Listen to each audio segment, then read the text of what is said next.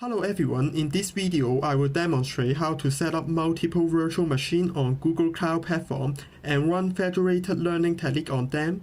First, let me give you an overview of all tools we need. I will use Pysyft to bridge between the algorithm provider and data owner. For the IDE, I will install Jupyter Notebook on the Linux virtual machine.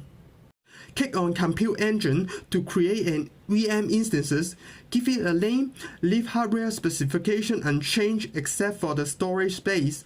Since a lot of library or dependency will be installed, set the firewall to allow HTTP and HTTPS traffic.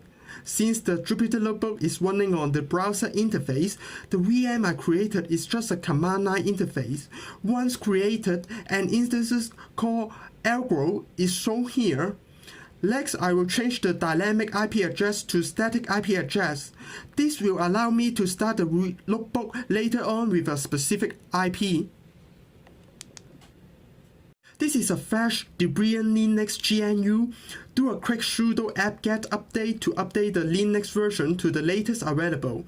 Then install Build Essential, which contains some of the library that I need. Then install wget for downloading Anaconda file and install the Anaconda. Once Conda is up and running, I create an environment called federated and set the Python version to 3.7. Finally, it is now time to activate the environment I just created. Since the environment is ready, I will pip install Pysyft. I also added the configuration file to recognize the IP address and the port I set in the Google Cloud. I will now demonstrate how to run the Pysyft code for the server and the client.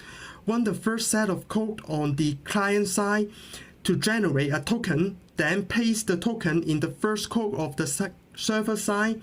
The server then return a client ID, copy and place the client ID back to the client side. A collection is finally established. Then I run the remaining code in the client side. Since it is the first time running this notebook, the MNIST dataset needs to be downloaded. After that, send the model to the client. This code shows that we successfully load 60,000 images of the dataset. Now, let me show you the client side. The MNIST dataset also is downloaded here. The number of messages and package also increase.